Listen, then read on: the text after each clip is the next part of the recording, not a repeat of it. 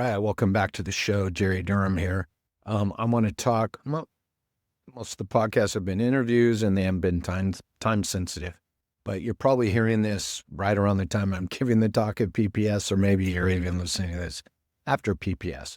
But I want to give a little. I shared some information about other speakers at PPS, and I'm also speaking on Wednesday with a great. I'm speaking along with a list of great people also presenting on that day. And I'm really looking forward, as I mentioned, to attend some of their talks even before my talk later in the afternoon. If you do get this beforehand and you happen to be there, I will be presenting at, I believe, 3:30. And I will be speaking on arrivals. And I wanted to make this a little deep dive into arrivals. It's been interesting. I have been fortunate enough to be part of the admin track at PPS, which is a huge honor for me. You guys know I love the front desk team, and I love them because of the value they bring to patient success. I love them because every time I talk to them, they are really dialed in on truly what needs to be done in their role for patient success, and they have great insight. And I truly love them because they always want to do better. Now, with all that said, they're rarely given the opportunity to do all those things I just said.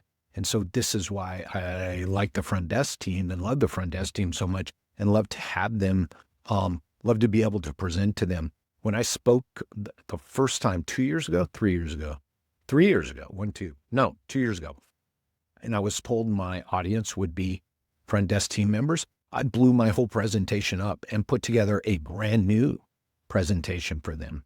And I took it as oh my gosh, I'm talking to the people actually doing the work. Oh my gosh, I have to put together a different talk, because typically it's clinic managers, it's owners.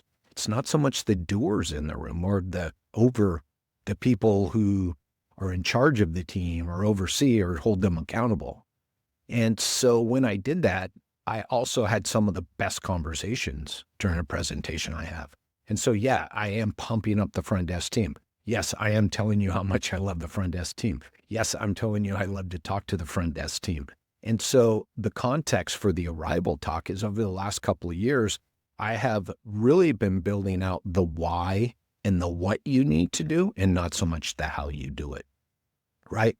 So I have spoken high level the last 2 years, and looking at the structures and the mindset and the way you really have to envision your business and your practice in the manner where you can then see the front desk role for the true value they deliver when given the opportunity to your company, your practice, your clinic, your business.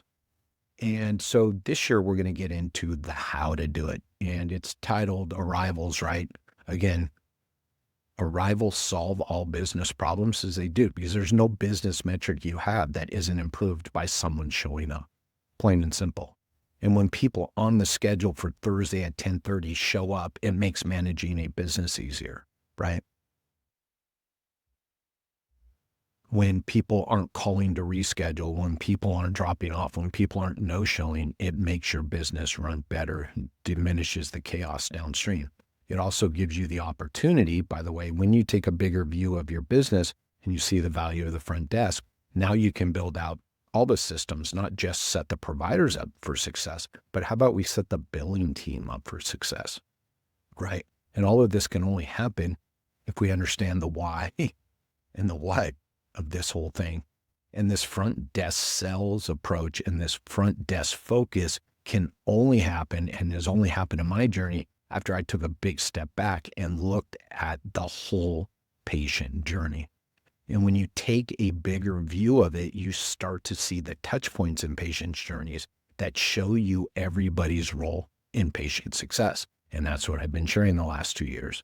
So now that we've got that under our belt, I'm going to come back this year, do a real quick review, and then we're going to get into the front desk sales process. And we're going to go deeper into understanding, right, what does the healthcare consumer want?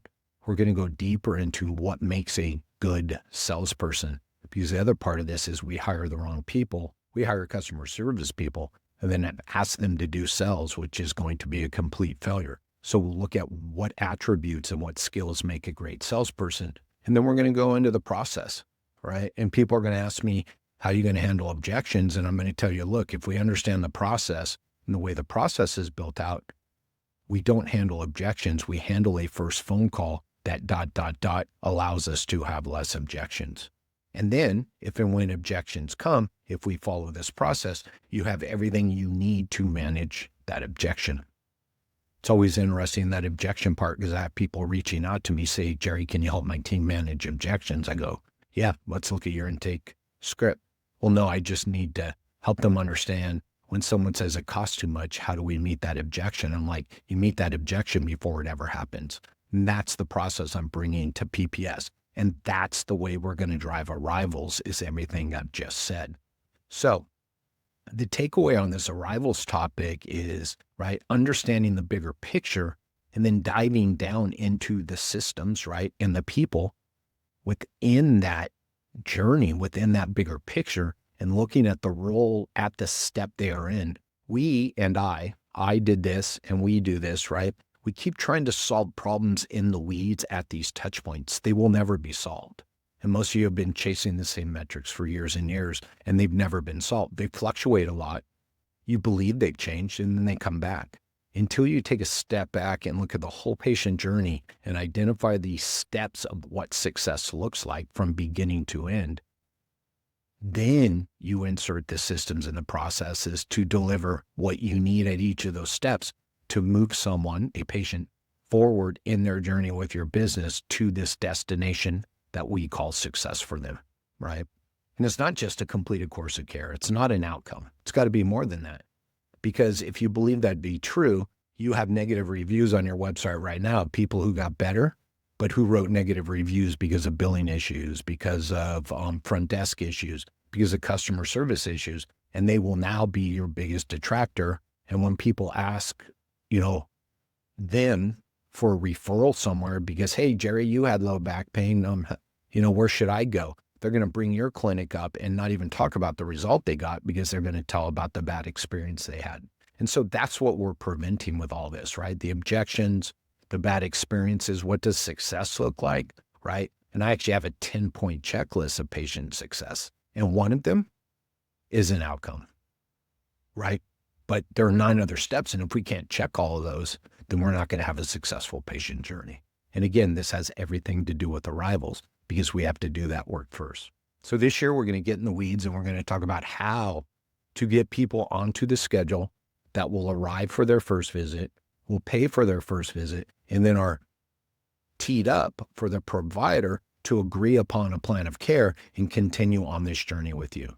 So it's about arrival, it's about pain, and it's about staying, and that all runs through your front desk, and your front desk impacts cancels, no-shows, drop-offs way beyond the first visit, right?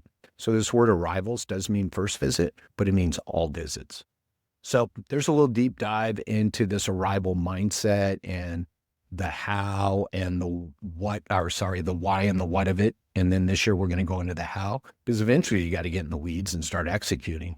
The problem is everybody drops into the weeds without the bigger picture, and then they just spin their wheels, right? And that's what I want to keep people from doing.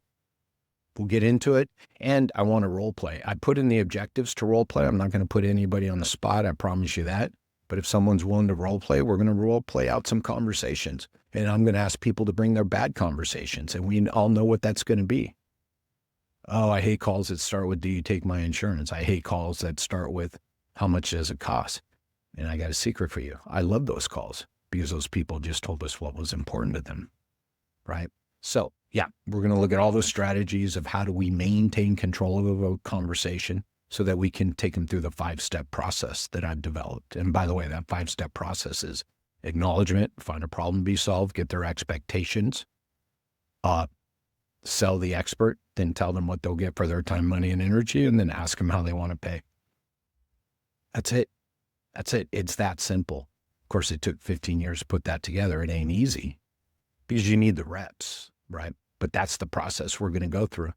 And that is the process that's set up to manage and set expectations and build trust and avoid objections. Someone saying something is expensive or it sounds expensive is not an objection. That's the other thing we're going to talk about. But truly, what is an objection? It costs too much is not an objection. If I didn't tell you what you should value, but if I did tell you what you should value and then they say it's too expensive, that's not an objection. Yeah. Whole books written on objections, whole courses taught on objections, and no one double checks on the sales process. Right. So we're going to go through all of that on what's the date? Hold on, my friends. I think it's November 12th, Tuesday, November 12th. Boop, boop, boop, boop, boop. Hold up.